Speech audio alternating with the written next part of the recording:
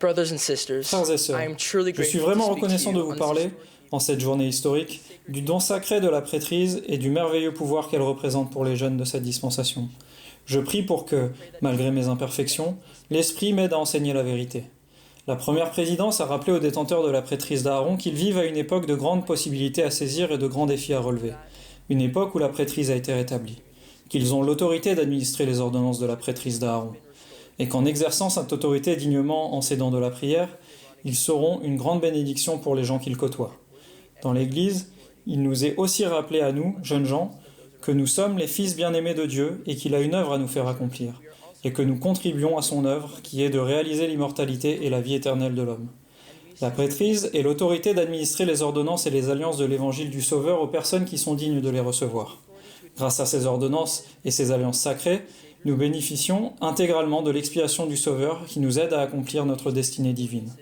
Joseph Smith était un jeune homme appelé de Dieu pour rétablir l'évangile de Jésus-Christ et à qui, dans ce but, fut conférée la prêtrise qu'il utilisa pour le bien de l'humanité.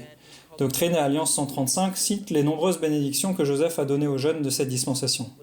Nous y lisons « Joseph Smith a fait plus avec l'exception unique de Jésus pour le salut des hommes dans ce monde, que n'importe quel autre homme qui y ait jamais vécu. Il a fait paraître le livre de Mormon, a envoyé aux quatre coins de la terre la plénitude de l'évangile éternel, a fait paraître les révélations et les commandements qui composent le livre des doctrines et alliances, a rassemblé des milieux de saints des derniers jours, et laissé une renommée et un nom que l'on ne peut faire périr. Pour servir efficacement comme Joseph, nous devons nous qualifier pour être dignes d'exercer le pouvoir de la prêtrise du Seigneur. Pendant qu'ils traduisaient le livre de Mormon, Joseph et Oliver voulurent se faire baptiser, mais ils n'avaient pas l'autorité requise. Le 15 mai 1829, ils s'agenouillèrent en prière et reçurent la visite de Jean-Baptiste, qui leur conféra les clés et l'autorité de la prêtrise d'Aaron en disant « À vous, mes compagnons de service, au nom du Messie, je confère la prêtrise d'Aaron, qui détient les clés du ministère d'ange, de l'évangile de repentir et du baptême par immersion pour la rémission des péchés. La possibilité nous est donnée de servir comme les anges, de prêcher l'évangile sur tous les continents du monde entier et d'aider les âmes à aller au Christ. Ce service nous permet d'œuvrer conjointement avec Jean-Baptiste, Moroni, Joseph Smith, le président Nelson et d'autres serviteurs diligents du Seigneur. Notre service dans sa prêtrise et avec elle rapproche les personnes qui sont engagées à suivre et à vivre les enseignements du Seigneur avec rigueur, ce que je sais personnellement être difficile pour les jeunes de mon âge lorsqu'ils rencontrent des difficultés. Mais le fait d'être unis aux serviteurs du Seigneur dans l'accomplissement de son œuvre nous permettra de nous fortifier contre les tentations et les tromperies de l'adversaire. Vous pouvez être un flambeau lumineux pour toutes les personnes qui n'ont pas confiance en elles. La lumière qui est en vous brillera tellement fort que toutes les personnes que vous rencontrerez en ressentiront les bienfaits rien qu'en se trouvant en votre compagnie. Il peut être parfois difficile de reconnaître la présence de nos compagnons spirituels, mais je suis reconnaissant de savoir que je suis membre d'un collège de la prêtrise avec lequel je peux œuvrer pour me rapprocher du Christ. Avec nos amis et les membres de notre famille, le Saint-Esprit constitue l'un de nos compagnons les plus fidèles et fiables. Mais pour favoriser sa compagnie constante, nous devons nous trouver dans des situations et des lieux où il aimerait se trouver. Cela peut commencer dans notre foyer, si nous nous efforçons d'en faire un lieu saint en participant tous les jours en famille à l'étude des Écritures et à la prière, et, surtout, lorsque nous étudions les Écritures et prions personnellement. Au début de cette année, j'ai eu l'occasion à la fois enthousiasmante et qui m'a apporté à l'humilité d'aider ma petite sœur Océane à progresser sur le chemin des alliances et à accepter l'invitation de se faire baptiser et d'accomplir l'une des conditions requises pour rentrer dans le royaume céleste.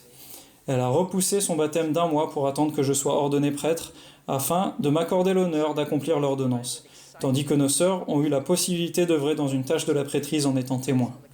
Quand nous nous tenions de chaque côté des fonds baptismaux, sur le point d'entrer dans l'eau, j'ai remarqué son enthousiasme qui me renvoyait au mien. J'ai senti que nous étions tous deux unis en voyant qu'elle prenait la bonne décision. Cette occasion d'exercer la prêtrise a exigé de moi d'être plus attentif et moins désinvolte dans ma façon de vivre l'Évangile.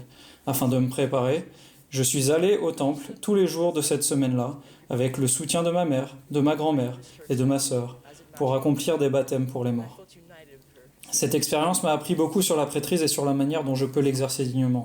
Je sais que tous les détenteurs de la prêtrise peuvent ressentir les mêmes choses que moi en suivant l'exemple de Néphi qui a été obéissant. Nous ne pouvons pas attendre nonchalamment que le Seigneur nous emploie dans sa grande œuvre. Nous ne devons pas attendre que les personnes qui ont besoin de nous fassent appel à nous. Nous avons le devoir, en qualité de détenteurs de la prêtrise, de donner l'exemple et d'être des témoins de Dieu. Si nous faisons des choix qui freinent notre progression éternelle, nous devons changer dès aujourd'hui. Satan essaiera par tous les moyens de nous garder dans un état charnel, nous poussant à rechercher les plaisirs simples. Mais je sais que, si nous faisons des efforts, trouvons les personnes qui nous aideront, et nous repentons chaque jour, les bénédictions qui en résulteront seront formidables, et notre vie sera à jamais transformée durant notre parcours sur le chemin des alliances. Je sais que c'est la véritable Église, et que la prêtrise a été organisée exactement de la manière que le Seigneur avait prévu pour préparer le monde à son retour.